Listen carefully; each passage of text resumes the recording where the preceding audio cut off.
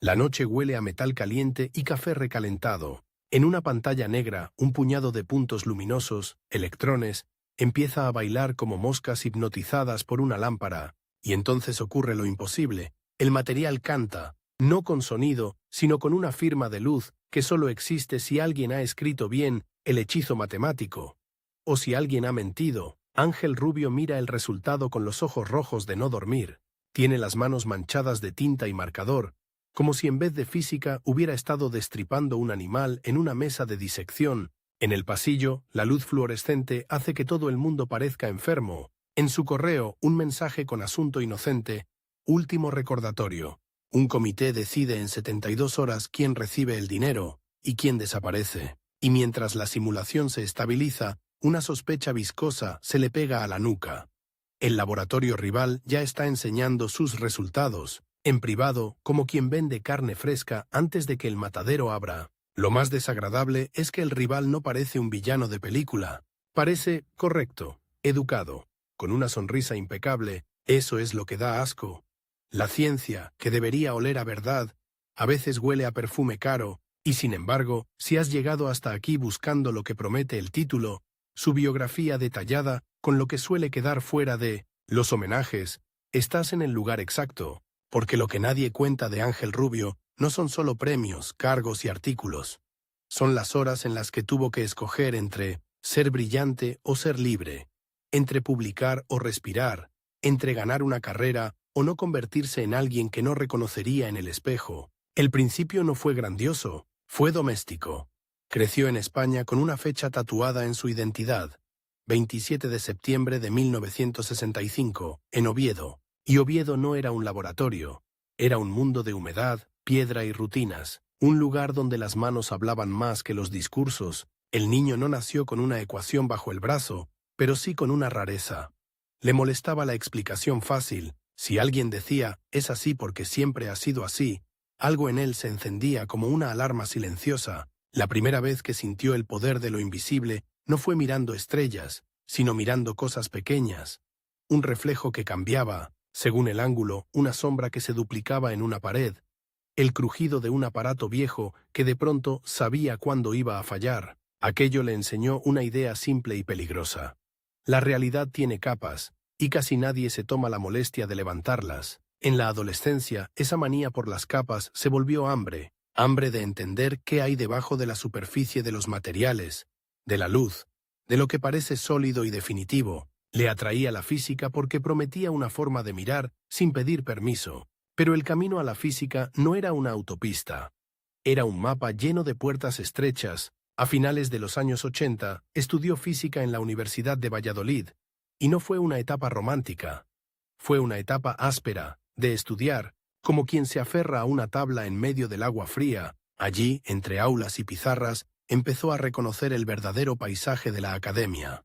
No un templo, sino un mercado de atención. Si no llamabas la atención, no existías. Si llamabas demasiado la atención, estorbabas. Lo que se suele contar es que obtuvo la licenciatura en 1988 y el doctorado en 1991. Lo que se omite es el precio emocional de ese tramo. La ansiedad que aparece cuando entiendes que el talento no basta. Necesitas resistencia. La física no te pide que seas listo, te pide que aguantes. Cuando empezó a trabajar en temas de estructura y propiedades ópticas, ese territorio donde la materia responde a la luz como si tuviera memoria, descubrió que el mundo se divide en dos tipos de científicos: los que describen lo que ya se ve y los que se atreven a predecir lo que aún no existe. Ángel se inclinó hacia los segundos, aunque eso te convierte en un blanco fácil, porque predecir es exponerte, es poner una idea en el borde y decir, ven, empújame si puedes. Aquí aparece la primera sombra oculta de su biografía. La obsesión no es virtud cuando te devora el resto de la vida. En ese momento, la computación, las simulaciones, no era solo una herramienta, era un refugio. Un lugar donde, si el mundo social era impredecible, al menos el algoritmo obedecía. Si tú eras lo bastante bueno para domarlo, pero el algoritmo también puede humillarte. Las noches se volvieron una sucesión de rituales. Revisar ecuaciones, corregir errores minúsculos que arruinaban semanas. Perseguir un fallo como se persigue una rata en un sótano. Y cada vez que creía haber llegado, el resultado se torcía. No era un fracaso espectacular, era peor, era un fracaso sutil, como una sonrisa que no encaja, como un dato que parece correcto hasta que lo miras de lado. En esa etapa temprana se formó su relación con lo escondido. No escándalos, sino lo que la narrativa oficial deja fuera. Los científicos, cuando cuentan su historia, tienden a presentar una línea recta. La verdad se parece más a un electrocardiograma. La primera gran bifurcación llegó con una decisión que, vista desde fuera, parece un salto lógico. Salir, ir donde la computación y la física teórica respiraban con más oxígeno, y así, tras un breve paso como profesor asistente en Valladolid, en octubre de 1992 se fue como postdoctorando a la Universidad de California, Berkeley. Para muchos Berkeley suena a prestigio, para él sonó primero a otra cosa, amenaza. Porque allí la competencia no era un rumor, era una máquina. Había gente brillante en cada esquina y cada conversación podía convertirse en un duelo. Allí aprendió el tipo de rivalidad que se clava bajo la piel. No la del insulto, sino la del calendario, la del yo publico antes, la del yo ya lo sabía, la del qué interesante tu idea, dicho con la misma voz con la que alguien prueba un arma. En Berkeley, el rival que marcaría su juventud científica no se presentó con un nombre escrito en la frente. Era más bien un grupo, un ecosistema de gente que trabajaba en lo mismo. Propiedades ópticas, excitaciones, materiales en condiciones extremas, y que tenía acceso a recursos, contactos y confianza institucional. Ángel tenía lo contrario. Incertidumbre, presión y esa sensación íntima de que si no demostraba algo rápido, lo borrarían del mapa. Y entonces se activó la primera cuenta atrás real de su vida. Una mezcla de plazos, financiación y reputación. Nadie te dice, tienes 72 horas para salvar tu futuro. Pero la academia lo grita con fechas límite, disfrazadas de normalidad. Entregas, informes, reuniones, presentaciones. Correos con frases como, solo un pequeño ajuste, que en realidad significan, si no lo arreglas ya, estás fuera. Aquí está el detalle que no suele contarse. La carrera científica puede convertir la creatividad en pánico, y el pánico, si lo manejas mal, te hace tramposo, si lo manejas bien, te hace feroz. Ángel eligió ser feroz. En esa etapa postdoctoral, trabajó en problemas donde la teoría y la computación no eran un lujo, sino la única forma de entrar en un territorio vedado. Estructuras electrónicas, respuestas a campos, dinámicas que ocurren demasiado rápido para un experimento convencional. Era el tipo de ciencia que, si funcionaba, te daba una ventaja brutal. Podías ver antes de que el mundo lo midiera. Y ahí apareció un giro que hoy se menciona como anécdota brillante, pero que entonces fue una escena de tensión pura. La predicción de una nueva clase de nanotubos de nitruro de boro en los años 90. En la versión pulida suena como una victoria inevitable. En la versión real se parece más a esto. Un cuaderno con tachones. Una pizarra que termina gris de tanto borrar, un archivo que no compila, una simulación que tarda horas para devolver un resultado absurdo, y, al fondo, el rumor de que el laboratorio rival está presentando algo parecido, no idéntico, parecido, lo suficiente como para que, si tú tardas, el mundo crea que fuiste tú quien llegó segundo. ¿Y qué se siente ahí? Se siente algo que da vergüenza admitir, una mezcla de orgullo y miedo, un deseo infantil de ganar, una aversión física a la idea de que otro cuente tu historia por ti. Ese asco, esa repulsión, no venía de la ciencia, sino del juego humano alrededor de ella, de la posibilidad de que una idea sea tratada como propiedad privada, de que el conocimiento, en vez de ser luz, sea moneda. Aún así, siguió. Y lo que lo sostuvo no fue solo la ambición, fue una intuición que ya lo acompañaba desde Oviedo.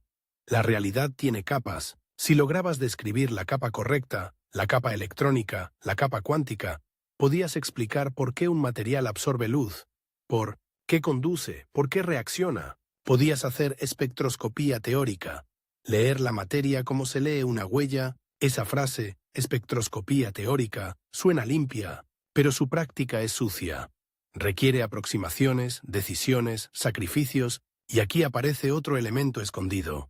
La tensión moral de la simulación, porque simular no es solo calcular, es elegir qué ignorar, qué término desprecias, qué efecto supones pequeño, qué fenómeno dices no importa para que el modelo sea tratable. La frontera entre una simplificación razonable y una mentira elegante puede ser delgada, y por eso, para alguien como Ángel, la obsesión por el rigor se volvió también una defensa psicológica.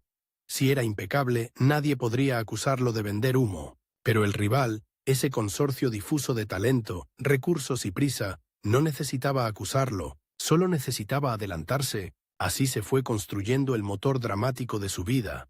No solo hacer ciencia, sino hacerla antes y hacerla mejor sin romperse por dentro. La década estaba cambiando, y con ella la idea de qué era un físico. Ya no bastaba con lápiz y papel. Había que hablar el idioma de los ordenadores. Ángel lo aprendió como quien aprende a nadar con el mar picado, con golpes, con tragos de agua salada, con la humildad forzada de quien ve que el error más pequeño arruina el edificio entero, y en ese aprendizaje se escondió la semilla de lo que vendría después. La convicción de que la física computacional no era un accesorio, sino una nueva manera de pensar, no solo resolver ecuaciones, sino crear herramientas. Aún así, en ese punto de su vida todavía no era el director, ni el referente global, ni el nombre que aparece en programas de congresos, como si fuera un sello de calidad. Era un joven científico en un ecosistema que no perdona, y cuando regresó a España, tras esa etapa postdoctoral, con el prestigio de Berkeley pegado a la piel, pero también con el cansancio acumulado, volvió con una certeza incómoda. Si quería cambiar el juego, no bastaba con seguir las reglas. La rivalidad no se terminó con el vuelo de regreso, solo cambió de escenario. Porque la ciencia, cuando es de frontera, no tiene descanso. Las mismas preguntas aparecen en laboratorios distintos como hongos en un bosque húmedo. Alguien más, en algún lugar, está pensando lo mismo que tú. A veces mejor, a veces más rápido. Y esa idea, si la dejas, puede volverte paranoico, o puede volverte creador. Ángel eligió otra vez, creador, pero antes de que ese impulso se convirtiera en proyectos, equipos y herramientas, hubo un último detalle íntimo que rara vez entra en las biografías. El momento en que te das cuenta de que tu vida va a ser una serie de sacrificios negociados, porque en el fondo la pregunta no era ¿puedes hacerlo? La pregunta era ¿qué estás dispuesto a perder para hacerlo? Y la respuesta, aunque todavía no lo sabía, ya venía formándose desde el principio. Estaba dispuesto a perder sueño, comodidad y la ilusión de una vida tranquila, con tal de no perder lo único que lo obsesionaba desde niño, la sensación de tocar una capa oculta de la realidad y arrancarle una verdad. Volvió con la ropa oliendo a avión y a humedad, y con algo más pegado a los huesos, la certeza de que, si se quedaba quieto, lo adelantarían. España le recibió con esa mezcla de familiaridad y fricción. Las mismas calles, el mismo idioma, pero otra temperatura mental. En Berkeley, la urgencia era un idioma oficial. Aquí, la urgencia a veces parecía una falta de educación, y aún así el reloj seguía corriendo, porque el verdadero regreso no fue a una ciudad. Fue a un sistema donde la carrera no la gana quien sabe más, sino quien aguanta mejor el peso de la burocracia, las jerarquías, las alianzas, los pasillos. Ángel entendió pronto que el talento sin estructura se evapora. Necesitaba un territorio propio, aunque fuese mínimo. Un despacho, un ordenador decente, 2 estudiantes hambrientos y un plan, pero el plan chocó con el primer obstáculo invisible. El prestigio no compra tiempo, y lo único que él necesitaba, era tiempo. Tiempo para programar sin interrupciones, tiempo para pensar sin que la agenda lo despedazara, tiempo para equivocarse sin que el rival lo oliera, porque el rival seguía allí, como una sombra que no depende de la luz del lugar, en conferencias y preprints, en rumores de pasillo, en esas frases que llegan como alfileres.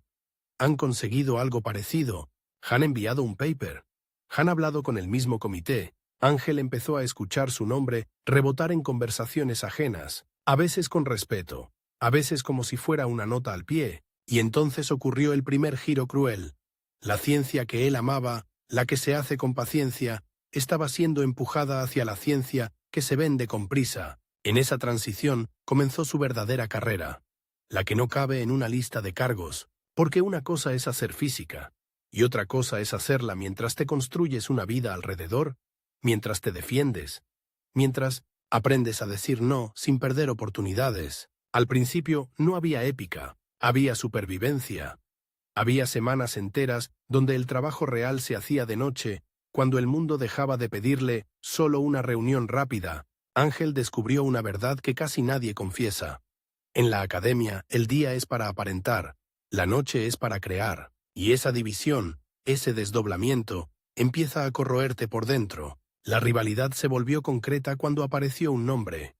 No hace falta decirlo, porque el nombre cambia, la dinámica no. Un investigador, de un gran centro europeo, con un grupo grande, financiación estable y una habilidad casi artística para vender resultados como si fueran inevitables. A Ángel le llegaban ecos de presentaciones impecables, de gráficos pulidos, de frases que sonaban a sentencia. La teoría demuestra que, y detrás lo que más le irritaba, la sensación de que en esas demostraciones había trucos, no fraude, no una mentira burda, algo peor. Atajos, atajos elegantes, atajos que, si salían bien, se celebraban como genialidad, y si salían mal, se enterraban bajo silencio. Ángel, en cambio, era incapaz de enterrarlo. Su relación con el error era casi física.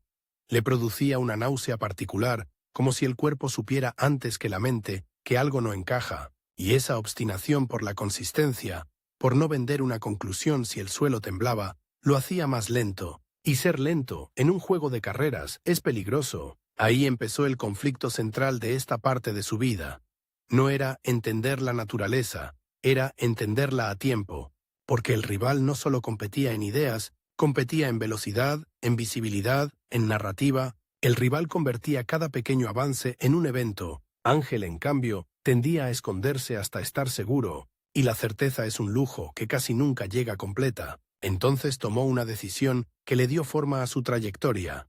Si el mundo iba a obligarlo a correr, no correría con los zapatos de otros. Construiría sus propias piernas. Eso, traducido al lenguaje real, significaba una cosa: herramientas, métodos, algoritmos, un modo de hacer ciencia que no dependiera de un genio solitario, sino de una máquina intelectual que pudiera entrenar a otros. Pero para construir una máquina así, necesitas algo que casi nadie te regala: gente, y reclutar gente en esa etapa era como intentar encender una hoguera con madera húmeda. Los estudiantes talentosos buscan seguridad, los proyectos arriesgados ofrecen lo contrario. Noches largas y resultados inciertos. Ángel lo resolvió con una mezcla extraña de honestidad y fuego. No vendía promesas.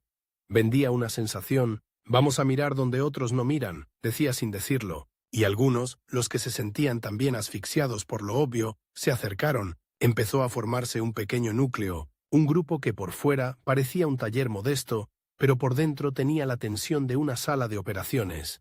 Cada cálculo podía cambiar una línea de investigación, cada bug podía convertir meses en basura, cada aproximación mal elegida podía hacer que un espectro pareciera correcto, y fuese una trampa. Y en ese taller, Ángel impuso una cultura que no siempre cae bien, la cultura del «muéstrame la herida». No bastaba con enseñar el resultado, había que enseñar el proceso, dónde se equivocó el modelo, qué términos se ignoraron, qué supuestos estaban escondidos bajo la alfombra. Esa exigencia tenía un costo, hacía que su grupo fuera menos bonito de cara afuera, menos glamuroso, pero más sólido. El rival, mientras tanto, crecía como una planta con fertilizante. Publicaciones frecuentes, apariciones estratégicas, colaboraciones, con laboratorios experimentales que podían validar rápido. Eso era otro golpe bajo. Cuando la teoría se alía con un buen experimento, gana el aura de realidad. El rival usaba esa aura como un reflector. Ángel, en cambio, muchas veces trabajaba en un borde donde el experimento todavía era difícil o lento, y ahí entró el veneno psicológico.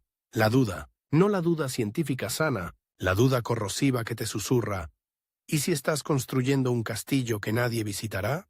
Esa duda alcanzó su punto máximo en un episodio que su biografía pública nunca contaría, porque no queda bien en un currículum una serie de resultados que parecían prometedores, que ilusionaron a su grupo durante meses, y que al final se deshicieron por un detalle microscópico, un signo mal interpretado, un régimen de aproximación que funcionaba en ciertos casos pero no en ese, un error honesto, pero devastador. Se quedaron mirando la pantalla como quien mira un accidente, sabiendo que no se puede desver. Esa noche Ángel no se fue a casa, no por heroísmo, por vergüenza, como si irse significara admitir que había perdido una pelea.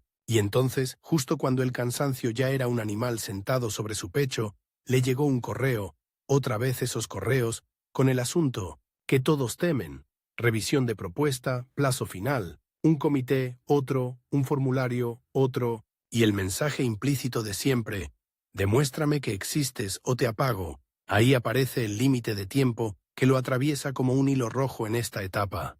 No era solo el plazo del comité, era un plazo biológico, un plazo de energía, la sensación de que, si no consolidaba su lugar en pocos años, se quedaría atrapado en la rueda de contratos, de incertidumbre, de promesas aplazadas. Tenía que conseguir estabilidad antes de que el sistema lo triturara, y para conseguir estabilidad necesitaba un golpe, no un golpe mediático, un golpe conceptual, algo que incluso el rival tuviera que reconocer.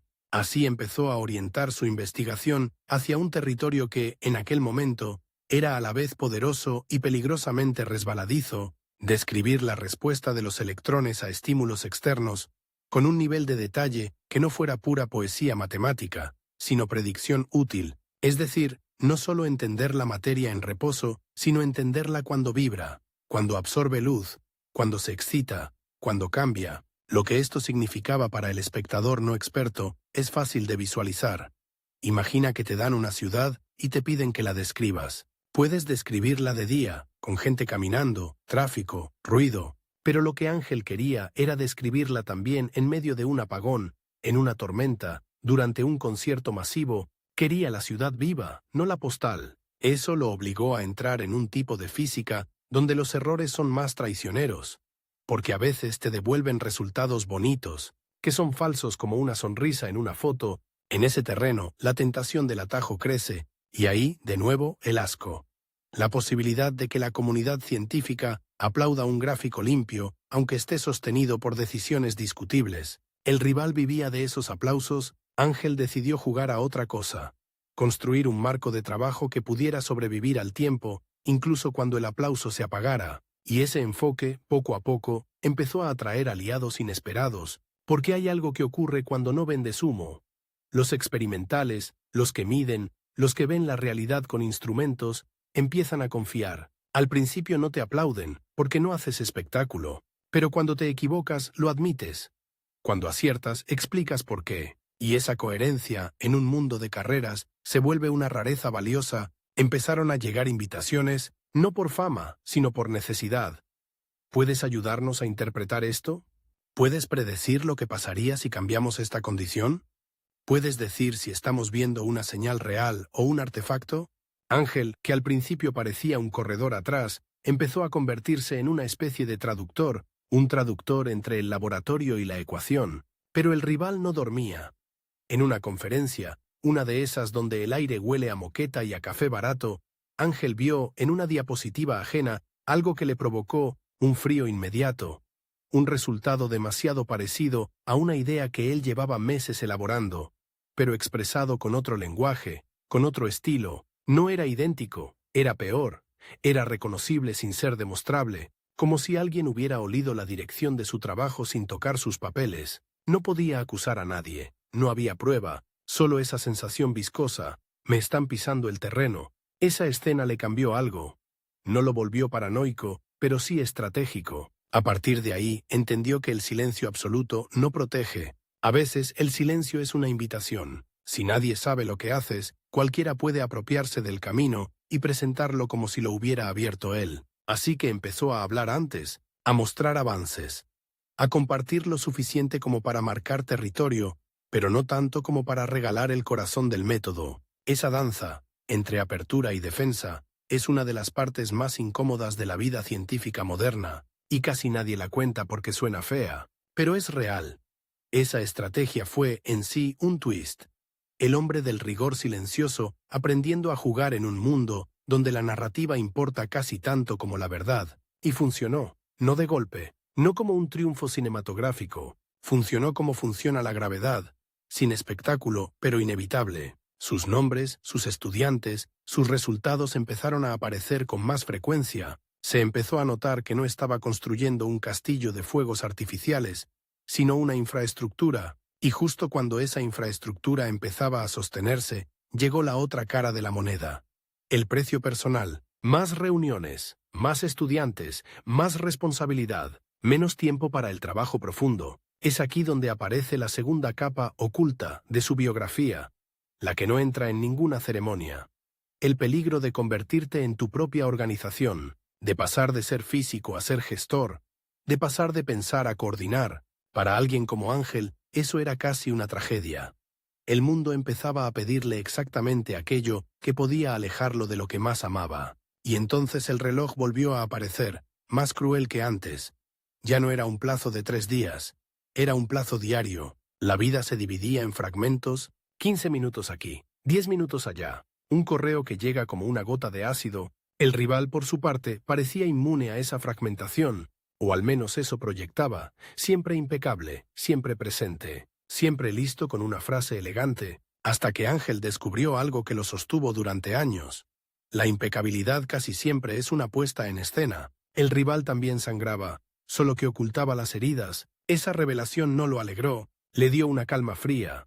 Porque si todos sangran, la diferencia es quién convierte la sangre en método y quién la convierte en maquillaje. Ángel siguió construyendo, y en ese proceso nació una idea que todavía no era un proyecto famoso, pero que empezaba a tomar forma como una promesa interna. Crear herramientas computacionales abiertas, compartibles, para que la frontera no dependiera de unos pocos laboratorios ricos. Esa idea, democratizar el acceso a cálculos avanzados, era, sin decirlo, una amenaza directa al tipo de poder que el rival representaba, porque el poder en ciencia no es solo tener razón, es controlar quién puede comprobarte, y si tú das herramientas para comprobar, estás quitando monopolio. Ese fue el punto de no retorno en su inicio de carrera. Ya no solo quería ganar carreras, quería cambiar la pista. El mundo todavía no lo sabía, su grupo todavía era más pequeño que el del rival, y sin embargo la tensión había cambiado. Ya no era un perseguido, era alguien que estaba preparando una palanca, y como toda palanca, solo necesitaba un punto de apoyo. Y un momento, ese momento iba a llegar con una presión nueva. La gran explosión de datos, de capacidades de cómputo, de materiales emergentes, de fenómenos ultrarrápidos que obligaban a reinventar los métodos. Ahí, el juego se volvería más feroz, más brillante y más sucio. Pero eso ya pertenece a lo que viene, porque en este tramo, el comienzo real de su carrera, lo que quedó escondido bajo el brillo de los hitos, fue otra cosa. La transformación, silenciosa de un joven que temía desaparecer en el sistema, en un científico que aprendió a dominar no solo ecuaciones, sino el ecosistema humano que decide si una ecuación importa. Y al final de esta parte, mientras en algún lugar el rival ensaya otra presentación perfecta, Ángel mira su pantalla y sabe algo con una claridad incómoda. La siguiente etapa no se ganará solo con inteligencia, se ganará con herramientas, con alianzas, con resistencia y con una guerra invisible por el control de la verdad. La mañana en que Ángel comprendió que su carrera podía romperse, no fue por una crítica pública ni por un rechazo humillante, fue por un silencio de correo electrónico, un silencio de semanas, de meses, de ya te responderemos, que se parecía demasiado al sonido de una puerta cerrándose despacio para que no se note. El sistema no te mata con un disparo, te mata con un bostezo. En ese periodo, cuando su grupo ya tenía hueso, pero todavía no tenía armadura, empezó la fase más peligrosa y a la vez más fértil de su vida, la de convertir la física computacional en un instrumento que sirviera a otros sin perder el alma en el proceso, la de pasar de resolver un problema a construir un lenguaje. Su rival, mientras tanto, había encontrado la fórmula del brillo. Artículos rápidos, conclusiones contundentes, una estética de certeza, que hacía que los comités se inclinaran como girasoles hacia la luz. Cada vez que Ángel abría un programa de congreso y veía ese nombre repetido, siempre en horarios centrales, siempre con auditorios llenos, sentía una punzada que no era envidia pura, era una mezcla de hambre y repulsión, porque a veces, detrás de la certeza, Ángel reconocía una costura, un punto donde el modelo era demasiado cómodo, donde el resultado era demasiado bonito, y esa es una de las cosas más sucias de la ciencia de frontera. Un resultado bonito puede ser el maquillaje perfecto de una aproximación rota. Ángel decidió que, si iba a competir, no lo haría a base de maquillaje, lo haría a base de cuchilla, con una herramienta capaz de abrir el material y mostrar lo que ocurre dentro cuando lo golpeas con luz, cuando lo agitas con un pulso, cuando lo obligas a revelar su dinámica electrónica en tiempo real, en ese momento el tiempo dejó de ser solo una presión externa, se convirtió en un antagonista íntimo, porque había un límite nuevo, no el de publicar antes, sino el de llegar antes de que el campo cambie. La computación estaba creciendo como un incendio, aparecían máquinas más potentes, métodos nuevos, promesas de simulaciones cada vez más realistas. Si Ángel tardaba demasiado, su trabajo podía convertirse en una reliquia elegante. Respetada, sí, pero inútil. Y lo peor, su rival, con más recursos, podría absorber la idea, empaquetarla, venderla y quedarse con el relato. Así nació su obsesión por el flujo de trabajo, por lo que nadie aplaude en una charla, pero decide quién gana la carrera. La ingeniería invisible del conocimiento. Primero, el ritual del cálculo. En su mundo, la física no empezaba con aplausos. Empezaba con una pregunta incómoda y una hoja en blanco. ¿Qué quieres describir exactamente? Porque la respuesta de un material a la luz suena claro. Hasta que te sientas a escribirlo, entonces aparecen los demonios. ¿Qué escala temporal? ¿Qué aproximación? ¿Qué interacción consideras? ¿Qué parte de la realidad vas a sacrificar para que el problema sea resoluble? Ángel trataba esas decisiones como decisiones morales, no solo técnicas, y esa forma de pensar le daba un poder extraño.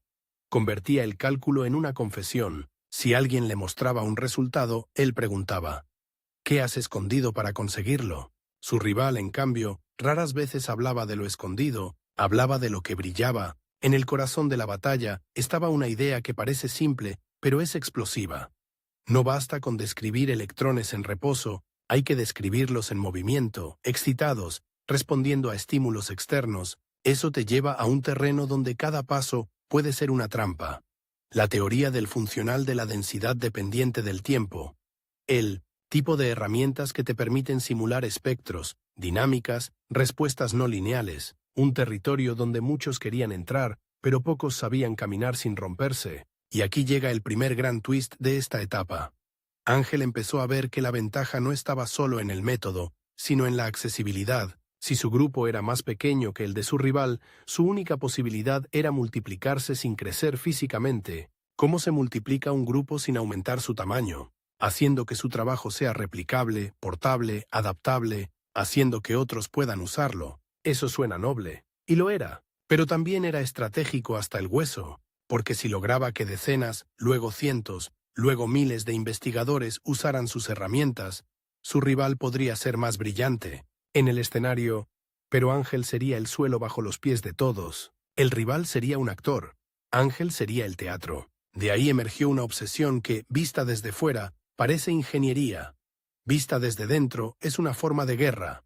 Construir software, científico robusto, abierto, que hiciera posible llevar métodos avanzados a problemas reales. No era solo programar.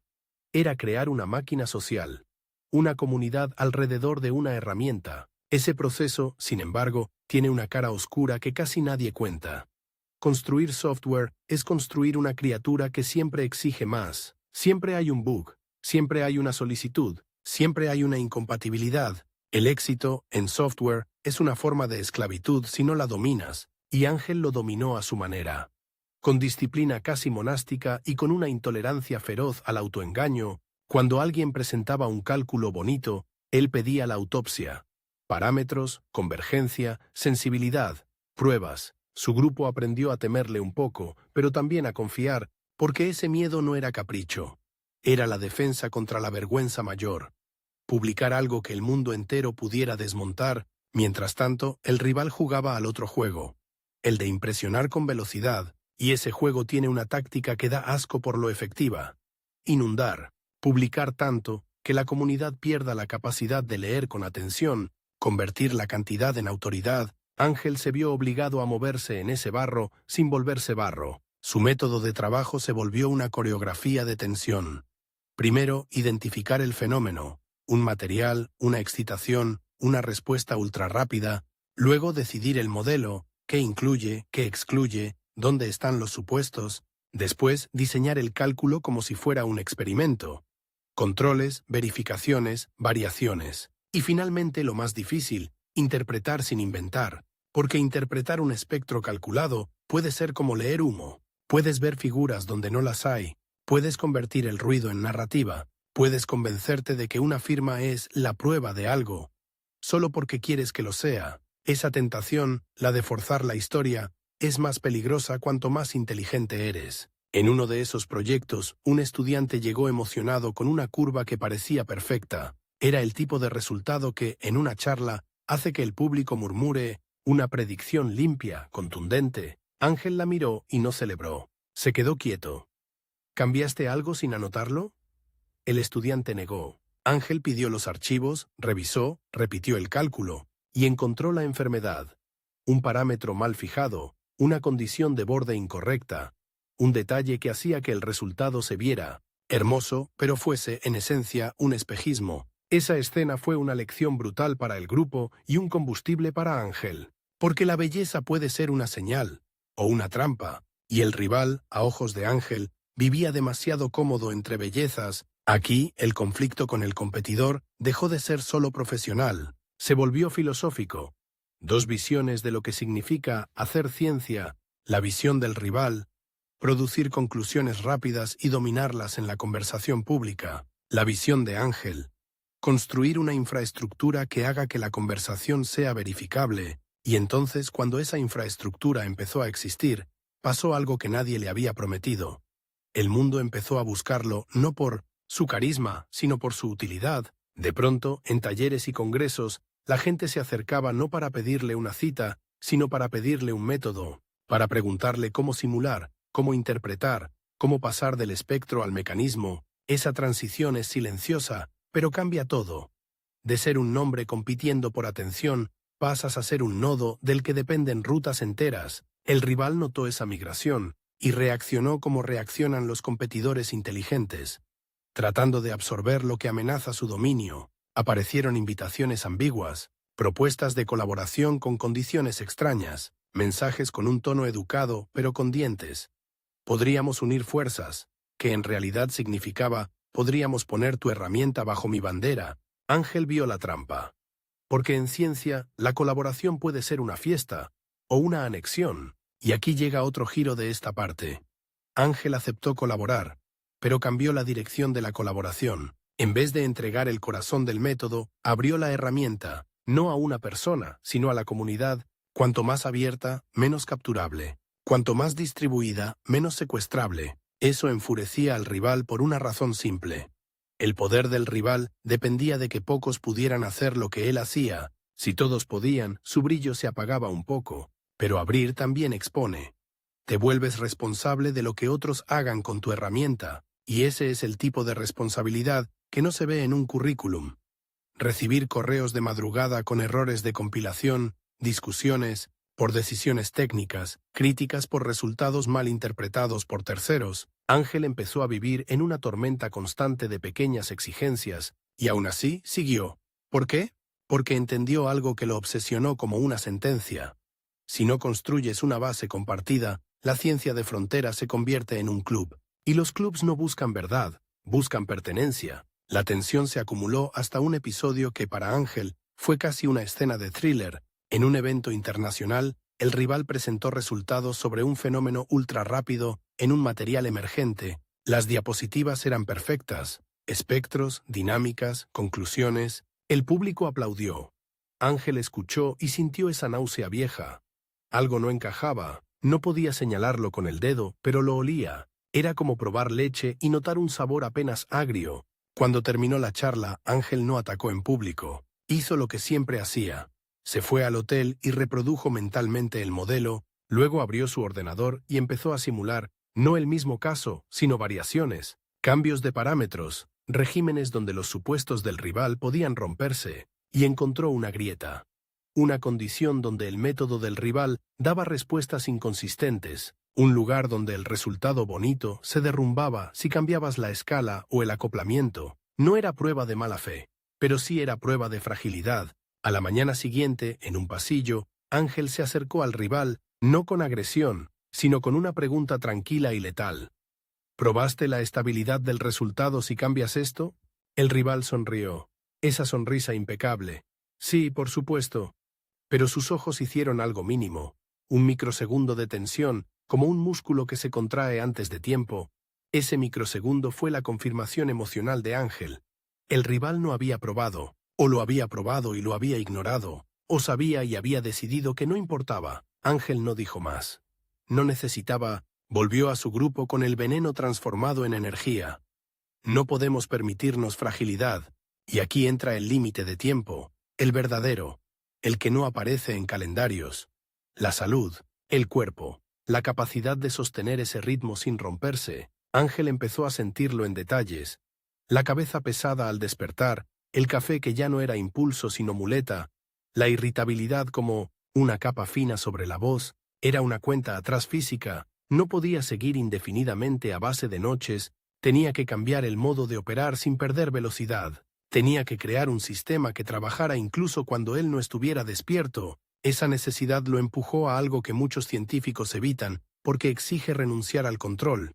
Delegar, formar gente capaz de sostener el rigor sin él presente, convertir el grupo en una mente colectiva, y ese proceso fue doloroso, porque para delegar tienes que aceptar que otros cometerán errores, y para alguien que olía los errores como una infección, eso era casi insoportable. Pero lo hizo, y el grupo empezó a producir no solo resultados, sino escuela, una forma de hacer, un estilo. Ese estilo se volvió reconocible en la comunidad. Cálculos reproducibles, atención a los detalles, apertura de herramientas, conexiones, fuertes con experimentos y una ambición particular. Describir no solo qué es un material, sino qué hace cuando lo empujas fuera del equilibrio. Cuando le disparas un pulso de luz ultracorto y lo obligas a confesar su dinámica. Para el público general, esto se puede imaginar como una escena visual. Un material aparentemente quieto, como una lámina metálica, de pronto iluminado por un destello. En ese destello, los electrones no se quedan donde estaban. Se reorganizan como una multitud en pánico. Crean corrientes, excitaciones, respuestas colectivas. Es un caos organizado por leyes invisibles. Ángel quería capturar ese caos con números, como si metieras una tormenta en una botella sin romper el vidrio. Y aquí está el detalle oculto que suele omitirse cuando se habla de logros. Capturar una tormenta así requiere aceptar que nunca verás todo. Siempre habrá aproximaciones, siempre habrá incertidumbre. La honestidad no es decir sé todo, es decir sé hasta aquí y sé por qué hasta aquí. Ángel convirtió esa honestidad en una marca. La comunidad empezó a usar sus herramientas, a citarlas, a enseñar con ellas. Y con eso, el rival perdió algo sin que nadie lo anunciara. Perdió monopolio. El rival seguía brillando, sí. Pero ahora había otra luz, más silenciosa, que se extendía como una red. La luz de lo compartible. Y entonces sucedió algo que parecía una victoria. Pero fue también una amenaza. El reconocimiento trajo más demandas, más comités, más dirección, más presión institucional. El mismo sistema que antes lo ignoraba, ahora quería una parte de él. Se abrió otra bifurcación. Si aceptaba todo, se convertiría en administrador. Si rechazaba, podría perder influencia y recursos. Aquí aparece el último twist de esta parte. Ángel eligió la influencia, pero la usó para proteger el núcleo creativo. Aceptó lo suficiente para sostener la infraestructura y rechazó lo suficiente para seguir pensando. Aprendió a decir no, como se dice una ecuación. Sin emoción, pero con precisión. Mientras tanto, el rival intentó una última maniobra. Desacreditar la idea de apertura insinuando que lo abierto no es lo mejor, que sin control central la calidad se diluye. Era una crítica elegante, casi razonable, y sin embargo Ángel entendió lo que había debajo. Miedo, miedo a un mundo donde cualquiera puede comprobarte. Ángel respondió como respondía siempre, no con gritos, sino con consistencia, con resultados que aguantaban, con herramientas que no se rompían al primer golpe, con una comunidad que, al reproducir, confirmaba, y así, al cerrar este tramo, su vida ya no era la de un científico que corre detrás, era la de alguien que había cambiado la geometría de la carrera, había hecho que el campo no fuera una autopista de unos pocos, sino un mapa con caminos que cualquiera podía recorrer si estaba dispuesto a caminar con rigor, pero el precio seguía ahí, latiendo. El cuerpo cansado, la mente siempre en alerta, el reloj interno recordándole que la siguiente etapa sería aún más grande y más peligrosa, porque lo que viene después no es solo lograr cosas, es convertirse en un punto de referencia, y cuando eres referencia, ya no compites solo con rivales, compites con expectativas, con instituciones, con la idea de que no puedes fallar, y esa presión, esa jaula dorada, será el verdadero escenario del último acto. Años después, cuando el mundo ya parecía correr a una velocidad que antes solo existía en los laboratorios, Ángel descubrió que la fama científica no llega como una coronación, sino como una jaula que se cierra con un clic suave. Nadie te pregunta si estás listo. Un día eres prometedor, al siguiente eres referente, y entonces, en voz baja, la gente empieza a usar tu apellido como si fuera una herramienta. Hazlo como Rubio. Pregúntale a Rubio. Si Rubio lo valida. La primera vez que lo sintió de verdad fue en una reunión en la que no se discutían ecuaciones, sino presupuestos. En la mesa había café caro, carpetas impecables, sonrisas entrenadas, y una pregunta que no suena violenta, pero lo es. ¿Qué nos garantizas?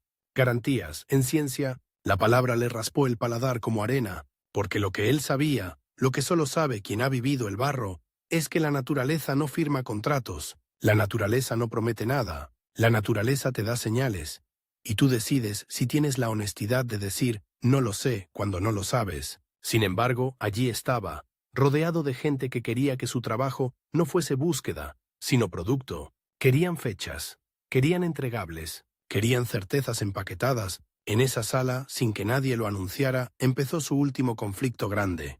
Ya no era solo competir contra un rival, era competir contra el propio sistema que, al reconocerlo, intentaba domesticarlo. Y el rival seguía existiendo, ya no como una sombra más rápida en un pasillo, sino como un espejo incómodo. Ese competidor, que durante años había brillado con velocidad y estética, ahora estaba instalado en la cima de un castillo de atención.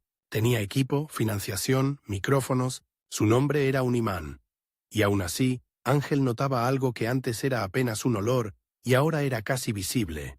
El rival estaba empezando a confundirse a sí mismo con la verdad. Ese es el veneno final del éxito.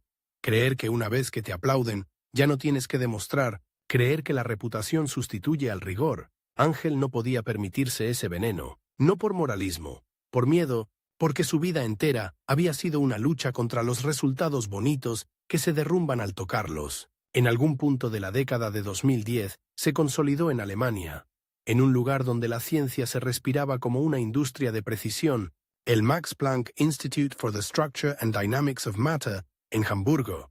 Allí, en vez de perseguir una carrera, le pidieron que diseñara una autopista, que levantara un programa, una visión, un ecosistema. Lo nombraron director, y ese título vino con un regalo envenenado, poder, y una responsabilidad que se filtra en tu vida como humedad, porque dirigir significa decidir quién come tiempo y quién se queda con hambre. Significa decir sí a una línea y no a otra. Significa cargar con el peso de estudiantes y postdocs que te miran como si fueras el clima.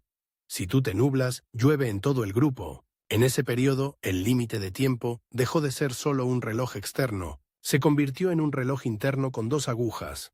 La primera, la ciencia avanza, y si no empujas, te vuelves decorativo. La segunda, tu cuerpo no es infinito, y si empujas sin tregua, te rompes. Ángel tuvo que aprender algo que cuesta más que aprender física. Aprender a conservarse. No se trata de volverse blando, se trata de entender que el agotamiento no es una medalla, es un error de cálculo, y él odiaba los errores. Así que cambió el modo de moverse. Se volvió más quirúrgico, menos disperso.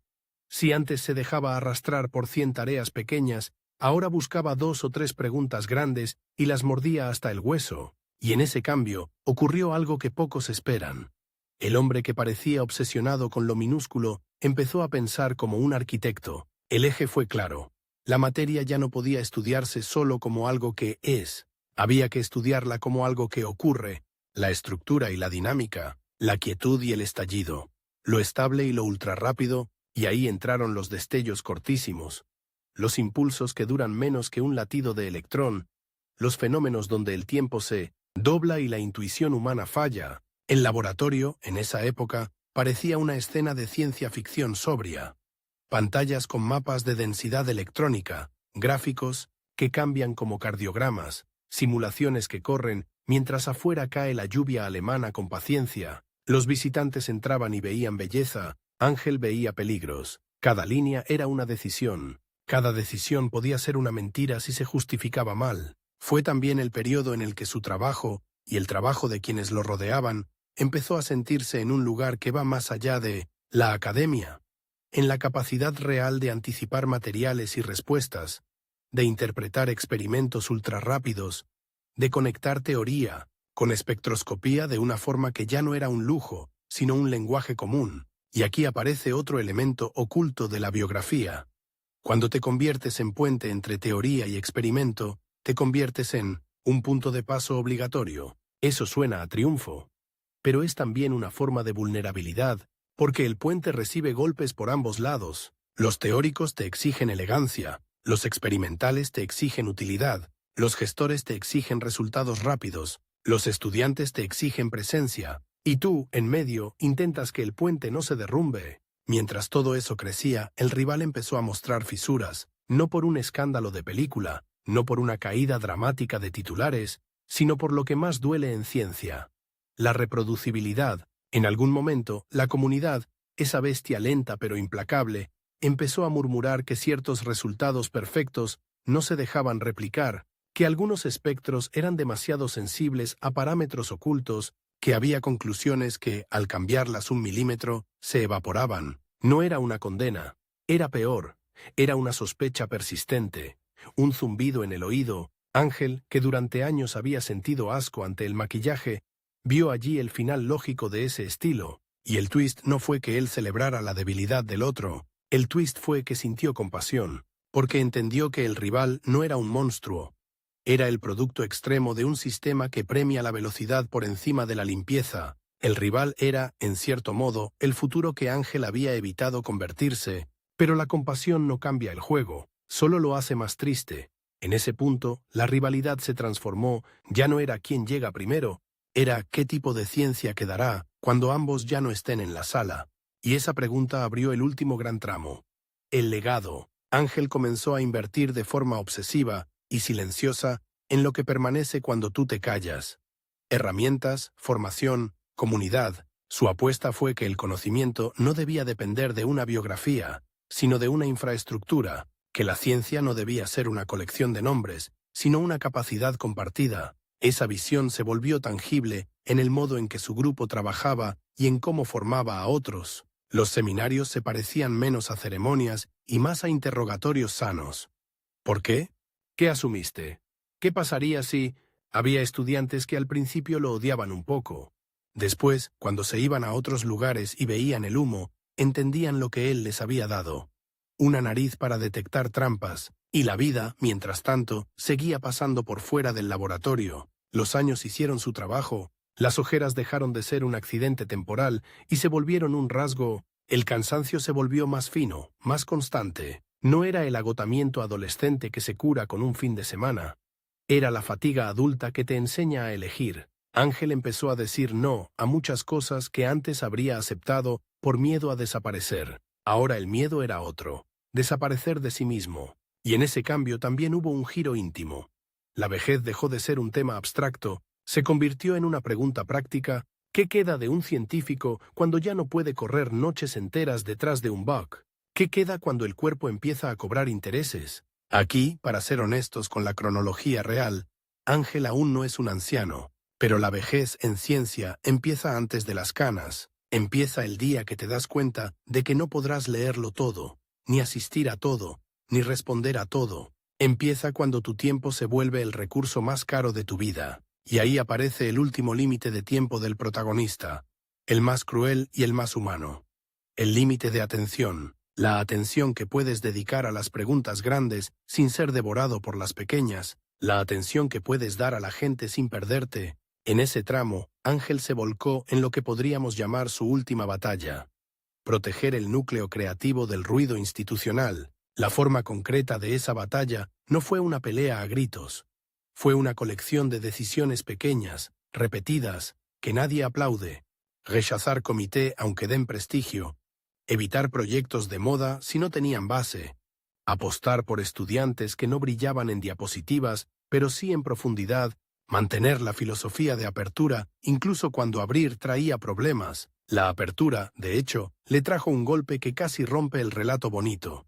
Hubo un caso en que terceros usaron herramientas y sacaron conclusiones exageradas, casi sensacionalistas. En redes eso se viralizó como si fuera la teoría definitiva, y a Ángel lo buscaron para que validara el espectáculo. Él hizo lo contrario. Se metió en el detalle, señaló límites, explicó incertidumbres, se negó a bendecir el humo. Algunos lo llamaron aguafiestas. A él le dio igual. Prefería ser aguafiestas a ser cómplice. Ese episodio fue importante porque mostró el tipo de legado que estaba construyendo.